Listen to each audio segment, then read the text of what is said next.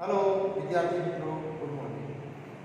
आज આપણે ધોરણ 11 વિષય અર્થશાસ્ત્ર બીજો તાસ લેવા જઈ રહ્યા છીએ। પહેલા તાસમાં આપણે અર્થશાસ્ત્રમાં આવતા પ્રકરણોની રૂપરેખા અભ્યાસ બાબતે ચર્ચા કરી હતી।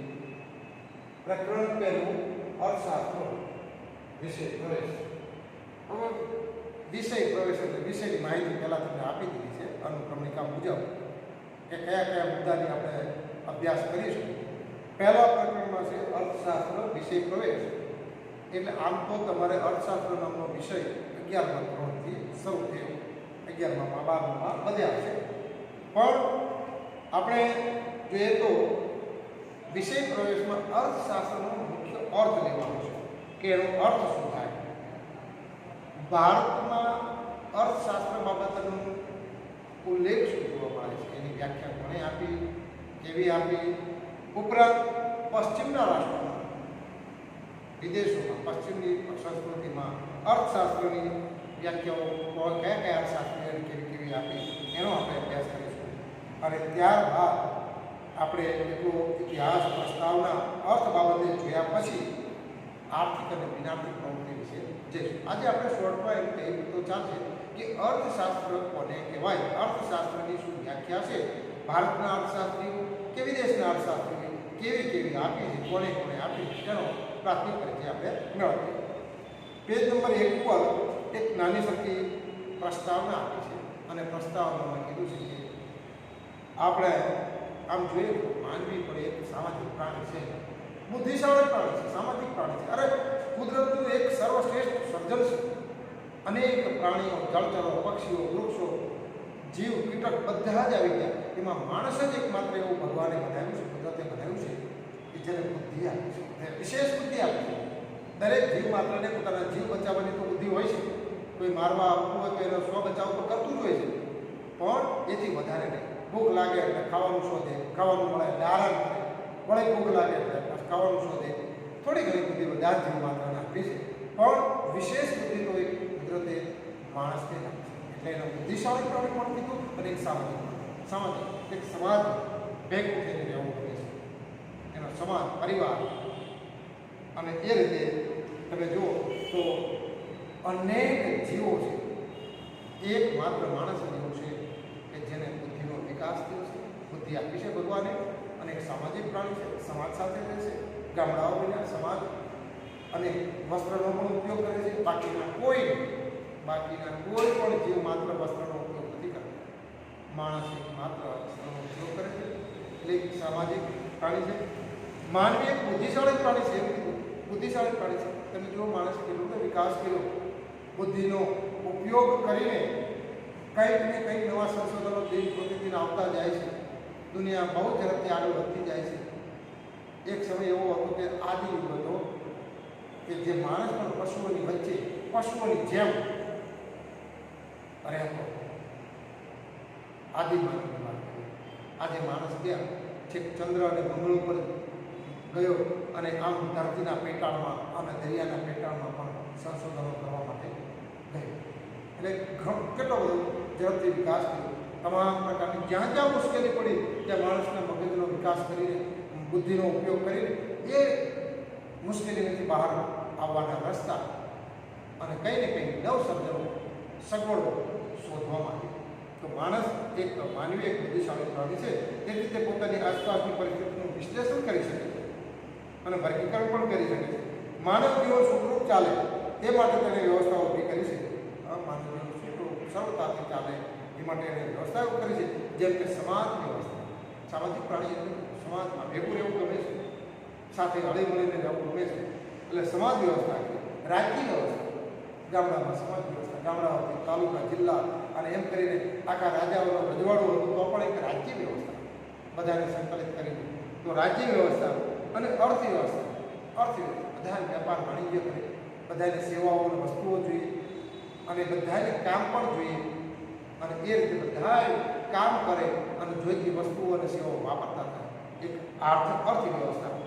આ વ્યવસ્થાઓને સમજાવવા માટે, તેને પેઢી દર પેઢી ચલાવવા માટે તથા વ્યવસ્થામાં ઊભા થતા પ્રશ્નો અને સમસ્યાઓના ઉકેલ માટે માણસે વિવિધ શાસ્ત્રોની રચના કરી, વિવિધ શાસ્ત્રો બનાવ્યા। પહેલાંના આપણે કહીએ કે વેદો, પુરાણો, શાસ્ત્રો, એમાં પણ આર્થિક પદ્ધતિઓ તો જોવા મળે જ. આર્થિક વ્યવસ્થા બધાની સાથે. આદિ યુગમાં માણસ કેટલાક પ્રશ્નો અને સમસ્યાઓનો ઉકેલ લડાઈ કે યુદ્ધ દ્વારા લાવતો, પણ સમજણના વિકાસ સાથે તે સમસ્યાઓનો ઉકેલ શાસ્ત્રો દ્વારા આદિ કોઈ પણ સમસ્યાઓ લડાઈ કરતા, યુદ્ધો કરતા અને સમસ્યાનો જે જીતે એ સમસ્યાનો ઉકેલ એવું. તો સમસ્યાનો ઉકેલ લડાઈ કે યુદ્ધ દ્વારા લાવતો, પણ આજના સમયમાં સમજણના વિકાસ સાથે તે સમસ્યાઓનો ઉકેલ શાસ્ત્રો દ્વારા બુદ્ધિ કંઈક ઉકેલ મેળવી શાસ્ત્રો દ્વારા લાવવો અને બુદ્ધિપૂર્વકની ગણતરીઓ દ્વારા લાવવો થયું. અર્થશાસ્ત્ર આ રીતે માનવીની આર્થિક સમસ્યાનો ઉકેલ માટે તથા માનવીના આર્થિક વર્તનનો અભ્યાસ કરતો શાસ્ત્ર છે. અર્થશાસ્ત્ર શું છે એનો એક પ્રાથમિક પરિચય. અર્થશાસ્ત્ર એ માનવીની આર્થિક સમસ્યાનો ઉકેલ લાવે છે. માનવીની આર્થિક સમસ્યા કોને દરેકને એના કક્ષા પ્રમાણે, એની આવક પ્રમાણે, એના ખર્ચા પ્રમાણે જોવા જઈએ આર્થિક સમસ્યા બધા દરેકનું આર્થિક માપદંડ, આર્થિક ધોરણ, આર્થિક આવકનો સ્ત્રોત અલગ અલગ હોય છે. જીવન ધોરણ એના ઉપર આધારિત હોય છે. તો દરેક માનવીની આર્થિક સમસ્યાનો ઉકેલ માટે તથા માનવીના આર્થિક વર્તન વ્યવહાર, આર્થિક વર્તનનો અભ્યાસ કરતું શાસ્ત્ર. માનવીની આર્થિક સમસ્યાઓનો ઉકેલ અને આર્થિક વર્તનનો અભ્યાસ દર્શાવતું એક શાસ્ત્ર એટલે અર્થશાસ્ત્ર. અર્થશાસ્ત્રનો અર્થશાસ્ત્રનો સાદો અર્થનું શાસ્ત્ર. સાદો અર્થ છે અર્થનું શાસ્ત્ર. આમ તો અર્થ કહેતા દ્રવ્ય એટલે નાણું, પૈસા, રૂપિયા. દરેક વ્યક્તિ તમે જોશો માનવી માત્ર દોડ, ભાગમ, ભાગ, ટેન્શન, મૂળ, અર્થ, નામ, આવક, સંપત્તિ, ધન. મૂળ તો અર્થનું શાસ્ત્ર. આખી જિંદગી બસ ભાગમ ભાગ આના માટે થઈ હોય છે. અર્થનું શાસ્ત્ર એમ. સંસ્કૃત શબ્દ અર્થ પરથી આ શબ્દ ઉતરી આવ્યો છે. સંસ્કૃતમાં અર્થ શબ્દના અનેક અર્થ થાય છે, જેમાં એક છે ઉદ્દેશ. એ શું? તો કે કશું મેળવવાનો ઉદ્દેશ. દરેક વ્યક્તિ સવારે નીકળે છે, કંઈક મેળવવા માટે નીકળે છે. નોકરી કરશે તો પગાર મળશે, મજૂરી કરશે તો સાંજે એનું મહેનતાણું મળશે. દરેક કંઈક મેળવવું છે માટે પ્રવૃત્તિમાં જોડાય છે અને પોતાની કામ કરે છે. એટલે અર્થશાસ્ત્રમાં અર્થ શબ્દના અનેક અર્થ થાય છે સંસ્કૃતમાં, અને એમાંનો એક અર્થ છે ઉદ્દેશ. કંઈક મેળવવાનો ઉદ્દેશ, કશું કરવાનો ઉદ્દેશ, એટલે કશું મેળવવું, જે આધુનિક આર્થિક અર્થ સાથે વધારે સુસંગત છે. અંગ્રેજી શબ્દ ઇકોનોમિક્સ ગ્રીક શબ્દ ઓઇકોનોમિકા કોષ પરથી ઉતરી આવ્યો છે. પ્રાચીન ગ્રીસમાં ઘર વખરી સામાન, આમ કહેવાય સરસામાન, કે જે વ્યક્તિગત માલિકીનો હોય તેને ઓઇકોસ કહેતા, અને આ ઘરના સરસામાનનું વ્યવસ્થાપન કરવાની રીતને નોમોસ કહેતા, ઓઇકોનોમિક્સ એવું કહેતા. અર્થશાસ્ત્રનો આપણે સાદા ભાષામાં આવતા કહીએ તો અર્થનો સંસ્કૃત શબ્દમાં એક અર્થ પૈકીનો એક અર્થ ઉદ્દેશ, કશું મેળવવાનો ઉદ્દેશ એમ. એટલે આર્થિક અર્થશાસ્ત્રનો અર્થ કશું મેળવવાનો ઉદ્દેશ થાય છે. અર્થશાસ્ત્રનું ભારતીય ચિત્ર, એમાં એક નામ કૌટિલ્ય, જે ચાણક્ય, એનું નામ વિષ્ણુગુપ્ત પણ હતું. એના વિશે આપણે થોડું સમજૂતી મેળવીએ. ભારતના સભ્યતા અને સંસ્કૃતિનો ઇતિહાસ આશરે 5000 વર્ષથી પણ વધુ વર્ષ જૂનો છે. માટે ભારતીય તત્વચિંતનમાં માનવ જીવનના વિવિધ પાસાઓનો અભ્યાસ અને માર્ગદર્શન પૂરા પડે છે. આ અર્થશાસ્ત્રના વિચારો આવા અગાઉના શાસ્ત્રોમાં અને એમાં પણ જોવામાં આવશે. એટલે ભારતમાં સભ્યતા અને સંસ્કૃતિનો ઇતિહાસ આશરે 5000 વર્ષથી પણ વધુ વર્ષોનો જૂનો છે. માટે ભારતીય તત્વચિંતનમાં માનવ જીવનના વિવિધ પાસાનો અભ્યાસ અને માર્ગદર્શન પૂરા પડે છે. ધર્મ, અર્થ, કામ અને મોક્ષ. આમ કહેવાનું ને, માણસે ચાર કામ કરવાના છે. ધર્મ, અર્થ, કામ અને મોક્ષ. એ ચાર પુરુષાર્થ છે માનવીના જીવનના, અને આ ચાર પુરુષાર્થ માણસે જીવન પર્યંત આયુષ્ય દરમિયાન કરવાના હોય છે. માનવ જીવનના ચાર મુખ્ય ઉદ્દેશ છે, જેમાંથી અર્થ માટે કરવામાં આવતી પ્રવૃત્તિ સાથે અર્થશાસ્ત્ર લે અર્થ અર્થ ચાર કીધામાં ધર્મ અર્થ કામ મોક્ષ એમાંનો એક શબ્દ અર્થ. તો આ માનવી કોઈ પણ માનવ જીવનના આ ચાર મુખ્ય ઉદ્દેશો પૈકી અર્થ માટે કરવામાં આવતી પ્રવૃત્તિ જેને અર્થશાસ્ત્ર સાથે લેવાની વાત છે.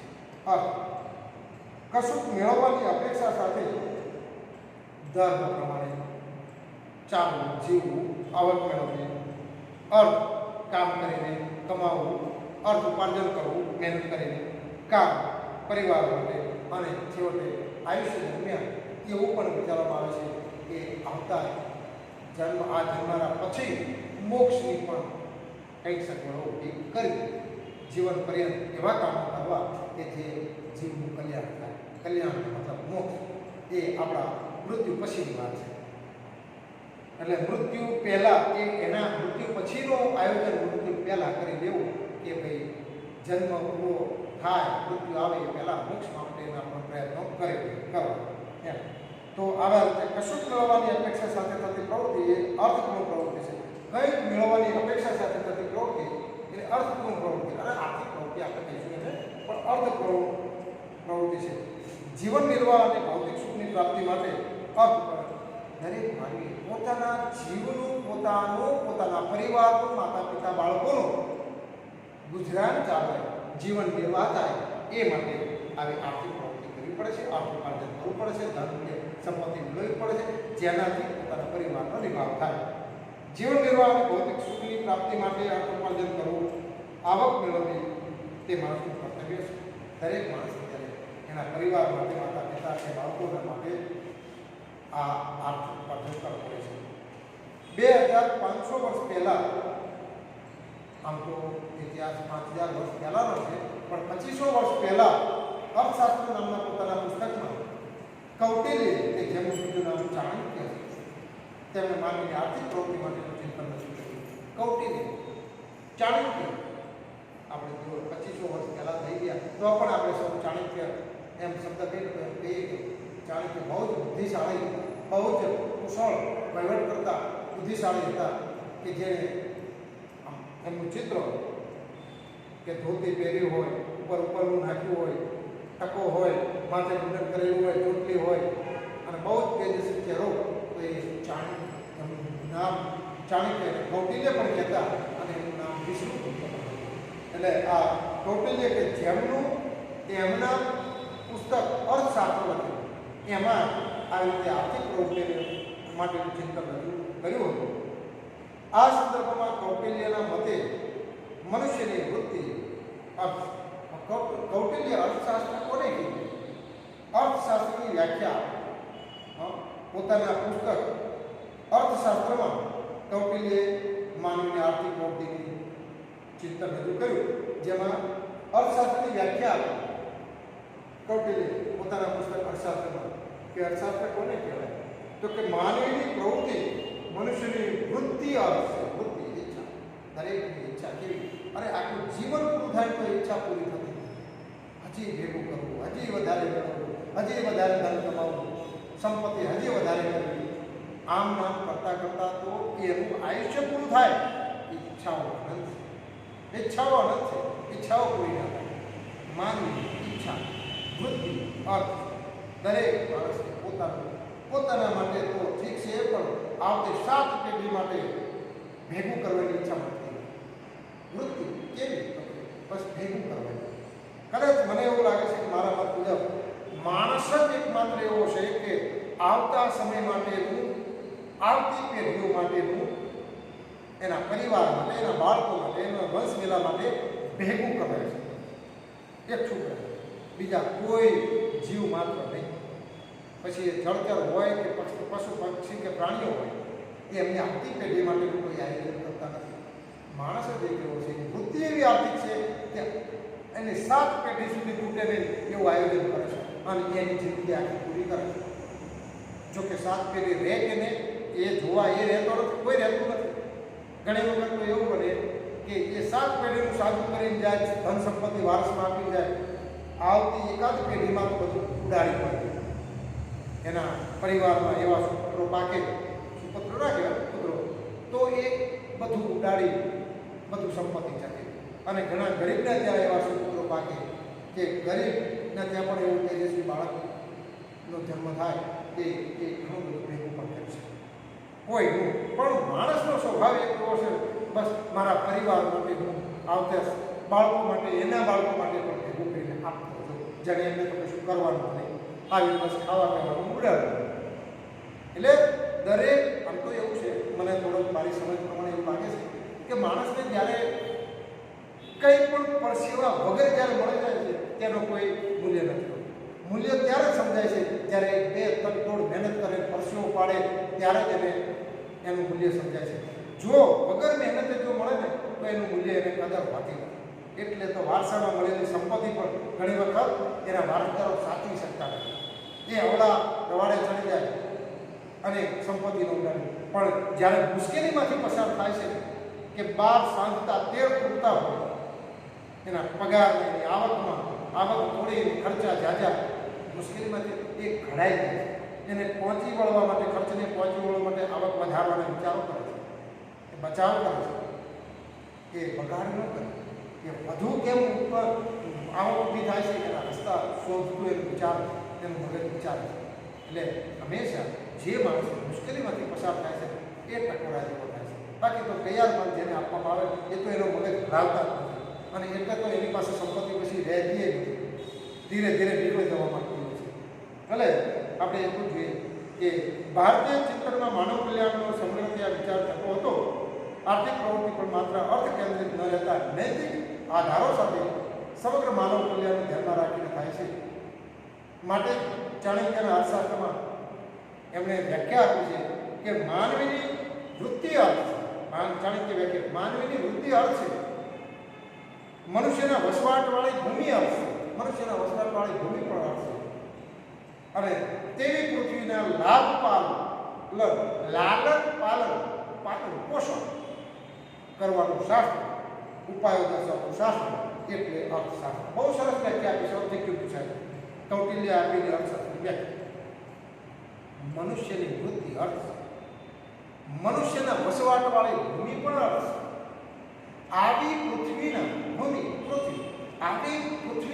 લાલન પાલન પોષણ ના ઉપાયો દર્શાવતું શાસ્ત્ર એટલે અર્થ હવે આવી પૃથ્વીને આપણે સંભાળીને રાખવાની છે આવતી પેઢીઓ માટે પણ આવી પૃથ્વી રહેવી જોઈએ આપણે અત્યારે એવા ઉત્પાદનો કરીએ છીએ વિકાસના પંથે એવા કાર્બન ડાયોક્સાઇડ છોડતા કારખાના ઉદ્યોગો વનસ્પતિનું નિકંદન દરેક જીવસૃષ્ટિ ધીમે ધીમે ઘટી રહી છે માણસ વધી રહ્યો છે અને ટેકનોલોજી ગણો કે ઉત્પાદનો ગણો કે પર્યાવરણ બગડી રહ્યું છે તો આવતી પેઢીને કદાચ એવું બને કે આપણે જે અત્યારે શ્વાસ લઈએ છીએ જે હવા આવતી પેઢીને એવી હવા ના મળે જો આના આ રસ્તે આગળ વધ્યા તો પર્યાવરણને બહુ જ ખતરો ઊભો કરી રહ્યા છે પણ નહીં ચાણક્ય એમ કે છે માનવીની વૃત્તિ અર્થ છે માનવીના વસવાટવાળી ભૂમિ પણ અર્થ છે આવી ભૂમિને સાચવવી એનો ઉપયોગ કરવાનો છે આવતી પેઢીને પણ આવી ભૂમિ આવું વાતાવરણ આવો હવા આવો મળવું જોઈએ ભૂમિ એટલે આવી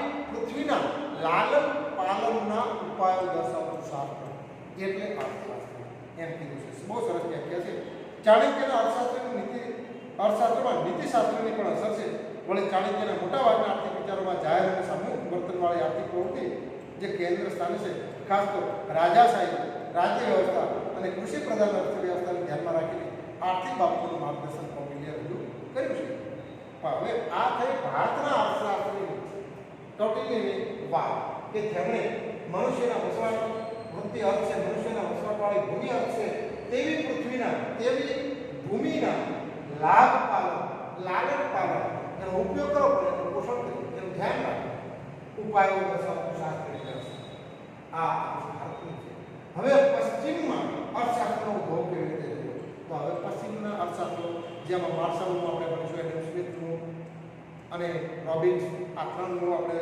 લઈશું વ્યાખ્યાઓ કે એમના મતે અર્થશાસ્ત્ર શું છે એનો અભ્યાસ આપણે કરીશું પશ્ચિમમાં અર્થશાસ્ત્રનો ઉદ્ભવ અને વિકાસ થોડું જોઈએ કે તત્વચિંતક એરિસ્ટોટલે ઇકોનોમિકા નામનું પુસ્તક લખેલું અને આર્થિક ચિંતન રજૂ કર્યું પણ ઔદ્યોગિક ક્રાંતિ બાદ જેમ ઉદ્યોગ ક્ષેત્રે સૂક્ષ્મ શ્રમ વિભાજન થયું અને વિશિષ્ટીકરણ થયું કોઈ એક સૂક્ષ્મ શ્રમ વિભાગ વિશિષ્ટીકરણ એટલે કોઈ વ્યક્તિને હવે એક ઉદાહરણ આપું તો ગામડામાં દરજી હોય એ દરજી કોઈ કપડાં સીવડાવવા આવે તો સીવતો ઊભો થઈને એની બોડીનું માપ લેશે.